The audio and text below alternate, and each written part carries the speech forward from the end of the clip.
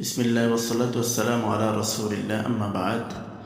বাইতুল আকরাম কওমি ক্যাডেট মাদ্রাসার সকল অভিভাবক শুভাকাঙ্ক্ষীদেরকে জানাই মাদ্রাসার পক্ষ থেকে আন্তরিক মোবারকবাদ। আমরা আমাদের বাচ্চাদেরকে সর্বদাই নতুন কিছু উপহার দেওয়ার জন্য সচেষ্ট থাকি। তারই ধারাবাহিকতায় এবারে আমরা আয়োজন করেছি 6 দিন ব্যাপী বিশেষ হস্তলিপি প্রশিক্ষণ কর্মশালা। এতে আমরা চেষ্টা করেছি বাচ্চাদের লেখা যেন আরও সুন্দর হয়, যাদের লেখায় যারা দুর্বল আছে তারা যেন আরও সবল হয়ে ওঠে।